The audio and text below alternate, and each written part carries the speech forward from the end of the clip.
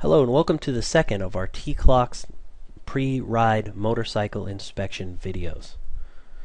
Now in this video we're going to start with the C in T-CLOCS, which is for controls. The first control that we'll discuss is our levers. There's two of these, one on the left and one on the right. The left of course being the clutch and the right being the brake.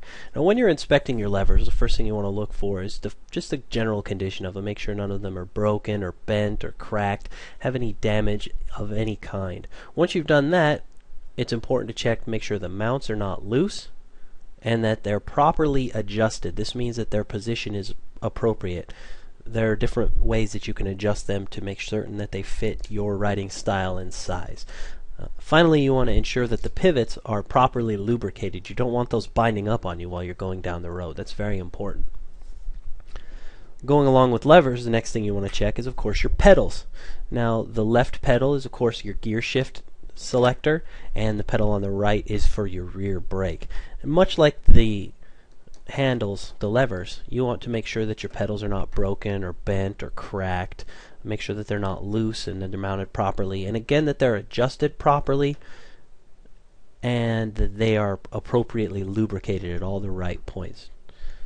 The next item that you want to check for our controls section of the course is the cables. Typically there are different cables for your throttles, for your clutch, things of that nature. And with cables you want to make sure that they're not fraying, that they're not kinked anywhere, that they are properly lubricated at the ends, and that they are routed properly. You want to make sure that there's no interference with steering or any of the other controls of your motorcycle. And finally you want to ensure that the cable supports are properly located and in place to keep those cables out of the way from getting into the mechanical portions of your motorcycle. The next item up is hoses. Hoses are much like cables where you want to make sure that they're not kinked or that they're not going through an improper location. This is actually a really good picture that shows those cable supports I was previously mentioning.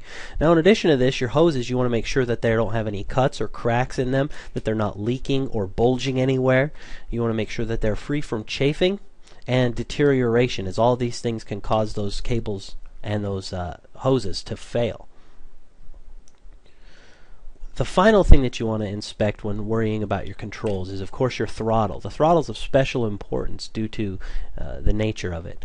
The main thing you want to check is that it moves freely, and another big deal is you want to make sure that it snaps back to idle when you've released it. You do not want a stuck throttle while you're going down the road. That could cause all kinds of unfortunate things.